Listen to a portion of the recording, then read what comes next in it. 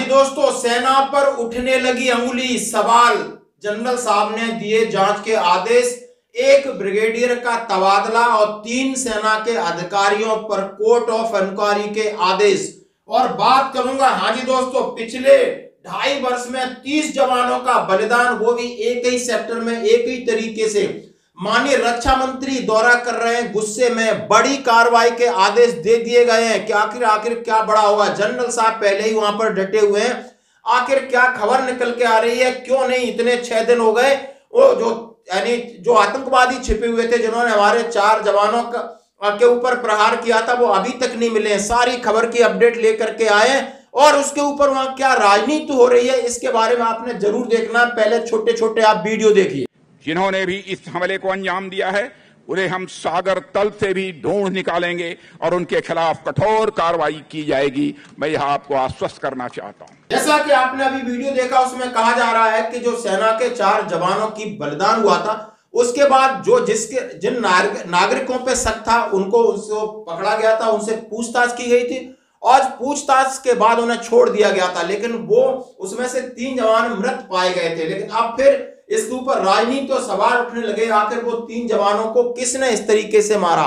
यानी सेना पर सवाल उठ रहे हैं। उस पर हमारे जनरल मनोज पांडे साहब ने यानी सेना की ट्रांसपेरेंसी को देखते हुए जांच के सख्त आदेश दिए और वहां से जो ब्रिगेडियर साहब है, उनका तबादला कर दिया गया है। और जो 48 RR के 3 अधिकारी, उनके ऊपर जांच के आदेश, कोर्ट ऑफ इंक्वायरी के आदेश दिए गए हैं, जैसा कि आप न्यूज चैनल में लगातार चल रहा है। और वहां के फारूक अब्दुल्ला जी हैं, बहुत दिनों तक उन्होंने राज किया, उनका परिवार राज कर रहा है, उन्होंने उसके ऊपर राजनीति शुरू कर दी है। यानी किसको धमकी दे रहे हैं समझ में नहीं आ रहा है। गाजा हो जाएगा, फिलिस्तीन हो जाएगा, या ये हो जाएगा, तमाम सारे सवाल उठा रहे हैं। क्या ये भारत देश है? तमाम उन्होंने इस तरीके के किए। मोदी जी का है बयान, प्रधानमंत्री का, कि war is not an option now. अब बातचीत से मसले हल करने, कहाँ है वो बातचीत? आज इमरान खान छोड़ दीजिए, आज नवाज शरीफ वहां के वजीर आजम बनने वाले हैं। वो चिल्ला चिल्ला के कहते हैं हम बात करेंगे। क्या वजह है कि हम बातचीत के लिए तैयार नहीं है? अगर बातचीत से हमने ये सुलझाया नहीं, तो माफी चाहता हूं आपसे कहने का, हमारा भी वही हाल होगा जो आज गाजा का और पैलेस्टीनियन का हो रहा है, जिन पे आज बमबारी की जा रही है इजराइल की तरफ से। कुछ भी हो सकता है, अल्लाह ही जाने हमारा हाल क्या होगा। अल्लाह रहम करे हम पे। Thank you. जिससे आपको लगेगा कि इनका मकसद क्या है और मतलब क्या है। और उसके साथ ही वहां पर अब राजनाथ साहब, हमारे जो रक्षा मंत्री, वहां पे दौरा कर रहे हैं, 0 लाइन पे बड़ी कार्रवाई का आदेश दिया है। जैसा कि एक रिपोर्ट में कहा गया है कि आतंकियों की तलाश में सेना ने बढ़ाया ऑपरेशन का दायरा। आज रजौरी पहुंचेंगे राजनाथ सिंह। और दूसरा आपका बड़ा न्यूज निकल के आ रहा है कि 2.5 वर्ष में 30 जवान हुए बलिदान। ड्रोन हेलीकॉप्टर से रजौरी और पुंछ को खगालेगी सेना, आतंकियों की होगी तलाशी।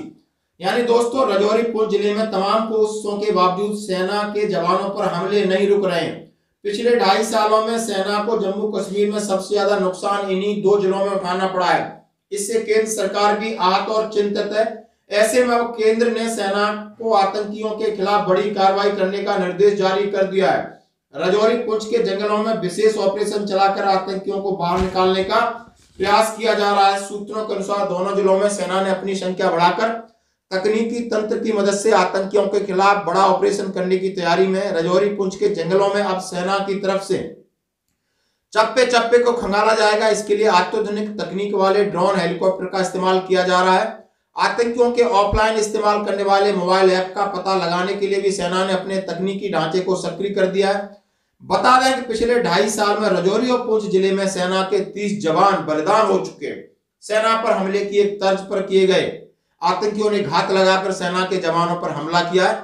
आतंकी संगठनों ने PAFS ने सोशल मीडिया पर एक तस्वीर जारी की है, इसमें 5 हथियार भी दिख रहे हैं। संगठनों ने दावा किया कि हथियार पुंछ में सेना पर किए गए हमले के बाद छीन लिए गए थे। ठीक इसी तरह से संगठन ने पुंछ में अप्रैल में किए गए हमले के बाद भी एक तस्वीर जारी की थी।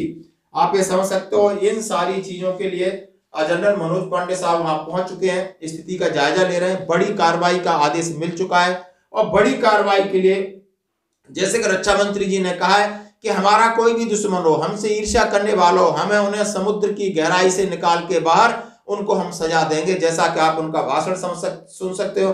और जो भी वीडियो आप सुना, जैसे कि आतंकियों की तलाश में सेना ने बढ़ाया ऑपरेशन का दायरा, आज रजौरी पहुंचेंगे रक्षा मंत्री ji. Indian army Rajouri Poonch operation पर अपडेट है। जम्मू पिछले 6 दिनों से चल रहा आतंकी रोधी ऑपरेशन जारी है। सुरक्षा बलों को इलाके में 3 से 4 आतंकियों के छुपे होने की जानकारी मिली है, जिनकी तेजी से तलाश की जा रही है। इस अभियान को तेज करने के साथ सुरक्षा बलों ने अपने तलाशी के दायरे को बढ़ा दिया गया। अपनी लोकेशन लगातार बदल रहे हैं आतंकी। रक्षा मंत्री आज पुंछ के दौरे पर, वहीं रक्षा मंत्री राजनाथ सिंह 27 दिसंबर को रजौरी पुंछ का दौरा कर सकते हैं। उनके सुबह 11 बजे पहुंचने की संभावना है। सेना के उच्च अधिकारियों के साथ साथ जवानों से मुलाकात कर मनोबल बढ़ाएंगे। साथ ही चल रहे आतंकी विरोधी अभियान का जायजा लेंगे। जैसा कि कहा गया कि 25 दिसंबर को army chief general Manoj Pandey साहब जम्मू पहुंचे थे। रजौरी पुंछ का दौरा कर सुरक्षा हालातों का जायजा लिया था। इलाके में करीब 30 आतंकी सक्रिय हैं। जानकारी के मुताबिक 25 से 30 आतंकी एक्टिव हैं, जिन्होंने पाकिस्तान की ओर से हथियार और दूसरी रसद की सप्लाई मिल रही है।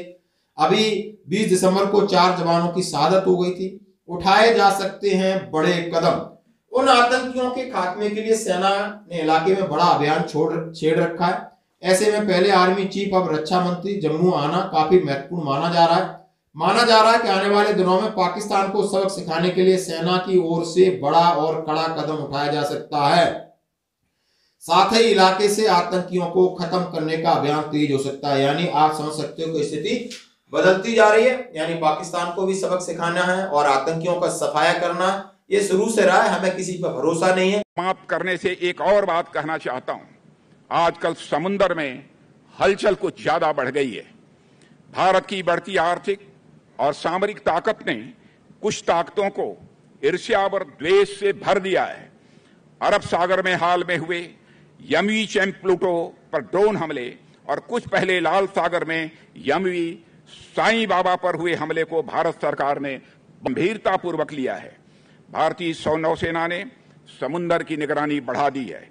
जिन्होंने भी इस हमले को अंजाम दिया है, उन्हें हम सागर तल से भी ढूंढ निकालेंगे और उनके खिलाफ कठोर कार्रवाई की जाएगी। मैं यह आपको आश्वस्त करना चाहता हूं। साथियों, भारत पूरे इंडियन ओशन रीजन में नेट सिक्योरिटी प्रोवाइडर की भूमिका में है। हम सुनिश्चित करेंगे कि इस इलाके में होने वाले समुद्री व्यापार सागर से उठकर आसमान की बुलंदियों तक पहुंचे। इसके लिए हम मित्र देशों के साथ मिलकर सी लेन्स को मैरीटाइम कॉमर्स के लिए सेफ और सिक्योर बनाए रखेंगे। कॉमर्स के लिए सेफ और सिक्योर जिस हद तक बना सकते हैं हम बनाएंगे। हम अपने लहरों के पहरेदारों की काबिलियत और ताकत पर पूरा भरोसा करते हैं और हमें पूरा विश्वास है। मैं आप सभी को एक बार फिर से तहे दिल हार्दिक बधाई देता हूं और इस उम्मीद